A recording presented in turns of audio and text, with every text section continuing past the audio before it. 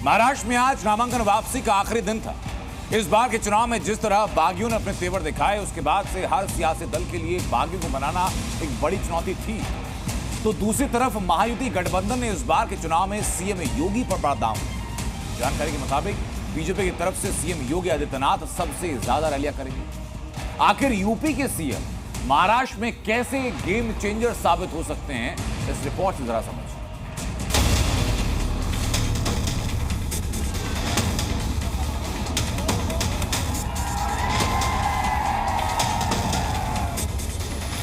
ठीक 9 दिनों के बाद महाराष्ट्र की 288 विधानसभा सीटों के लिए वोटिंग होगी, जिसके लिए महाविकास आघाड़ी और महायुति के बीच 1-to-1 की लड़ाई है। महाविकास आघाड़ी जहां उद्धव ठाकरे के चेहरे और शरद पवार की रणनीति के आसरे चुनावी समर में है, तो वहीं महायुति गठबंधन सीएम योगी आदित्यनाथ पर सबसे बड़ा दांव खेल रही है। दरअसल महाविकास आघाड़ी 2024 के चुनावी नतीजों को लेकर उत्साहित है, तो महाराष्ट्र में बदलते सियासी समीकरण के बीच महायुति की सबसे बड़ी उम्मीद है सीएम योगी आदित्यनाथ का चेहरा।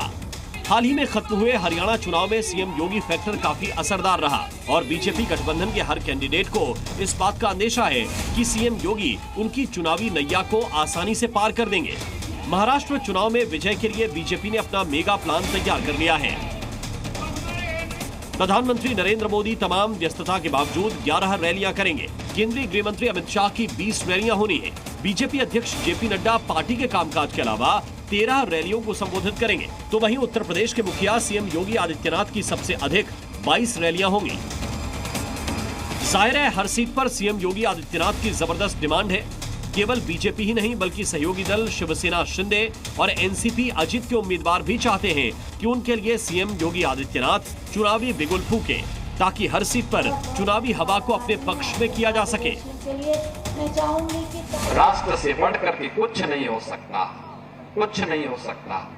और राष्ट्र तब सशक्त होगा जब हम एक रहेंगे, नेक रहेंगे, तभी नेक रहेंगे। बटेंगे तो कटेंगे। बहरहाल ये नारा बांग्लादेश के संदर्भ में दिया गया था, लेकिन इसका इम्पैक्ट जा पहुंचा है महाराष्ट्र। तमाम मुद्दों के बीच महाराष्ट्र चुनाव में सबसे अधिक इसी नारे की गूंज है।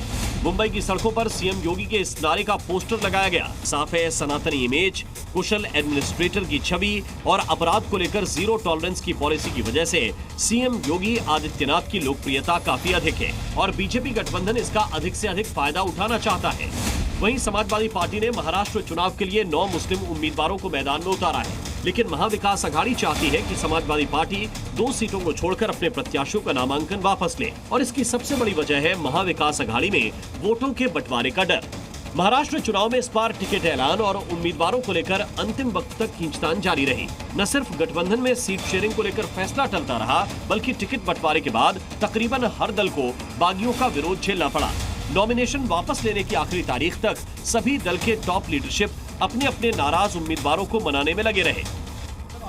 शरद पवार और उद्धव ठाकरे के बीच इसे लेकर बैठक भी हुई, जिसके बाद संजय राउत ने अधिकतर बागियों के फिर से साथ आने की बात कही।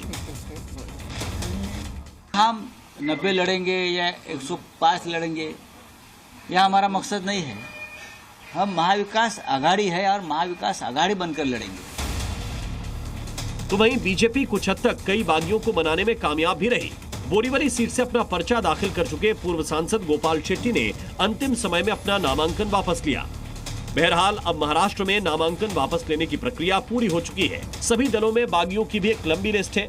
ऐसे में अब जनता को मनाने के साथ साथ बागियों को रोकना भी सभी दलों के लिए बड़ी चुनौती साबित होगी। Bureau report, C media. सी न्यूज़।